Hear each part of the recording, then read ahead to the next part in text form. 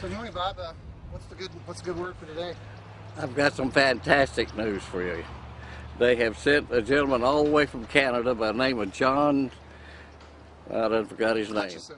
What's his name? John Hutchison. Hutchison. Okay, well anyway, him and that the blonde lady Nancy, they have been shooting their gun off over there on the in the creek. And I just this morning walked out and looked at I have never seen this water this pretty in a long time. The sewage is still underneath, but the water itself I cannot believe that what I'm seeing is God's honest truth. I mean, but I'm hopeful and thankful that Mr. Scott has got behind this, or Spirit or somebody, because we're definitely getting something done on Indian Creek in East Point, Florida. So, sorry for calling it Shit Creek, but you know, if it looks like a duck, it walks like a duck, it quacks like a duck, it's a duck. Yeah, there she is. Yeah, so anyway. Oh, you're the one that called. I'm the one who called it Shit Creek. Now, don't you think there's a difference in it? I do. I see a difference. It's very clear. Now, we had some rains a couple of nights ago. Right. We had very high tide, and I looked at the water at that point, and you know what? Right. Very easily the stuff can get diluted and clear up the water. So, you know, in all fairness, you know, with that high tide, it looked very clear. Now the tide has gone out. Right. We went up the creek. We took a look at the water coming up underneath the culvert there. Who's to say that tomorrow, you know, that the sewage isn't released? And you know, you and I walked up that creek. What did we see? We saw some clear water. Okay, we have taken samples. They have gone off to Mobile, Alabama. I have not got the reports on those yet.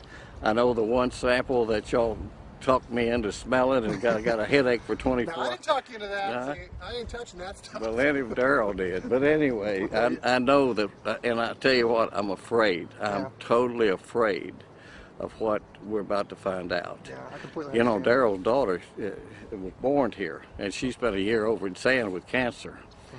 And being a sport, and they've shut my restaurant down, so a lot of the river keepers, they know an awful lot about what's in this creek that I don't know. But I think we're about to find out, and I know that we're going to need the help from the federal government too on this one. Well, I want to say one more thing. I've only been here what 2 weeks, you know, and it's easy for me to sit here, oh, rainwater, this and that, but you've been here for 37 years, and you're telling me this is the cleanest it's looked. Yeah. You know, how long? Yeah. It's, as a matter of fact, you know, you get used to seeing stuff every day, and then all of a sudden you wake up and you can see the bottom of that creek. Right. And I haven't seen the bottom of that creek in a long time. Well, I noticed the first week and a half I was here. I mean, it took us a while to get the apparatus, John and Nancy, to get their apparatus up and running. Right. And you couldn't see the bottom. It was brown. It was sick. Right. Today, I've been seeing little fishes coming in around the sides for the last 4 or 5 days.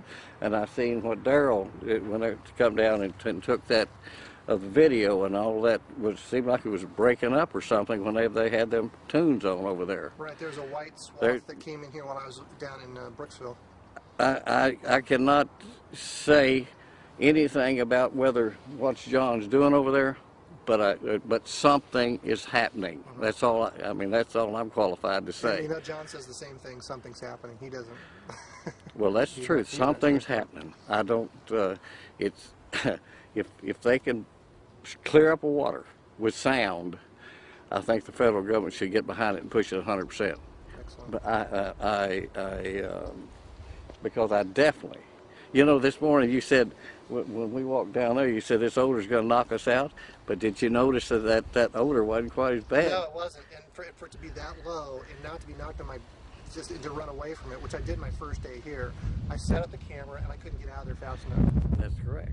Well, this morning, and the wind, the way the wind was blowing, I thought I'm going to get a headache, but I didn't. Right. And so something here is happening. I think that, and I certainly hope the government will get behind this and give that man every opportunity and come down and help him, because there is definitely a change, and I ain't getting paid a quarter to say what I'm saying. I mean, I think it's that serious.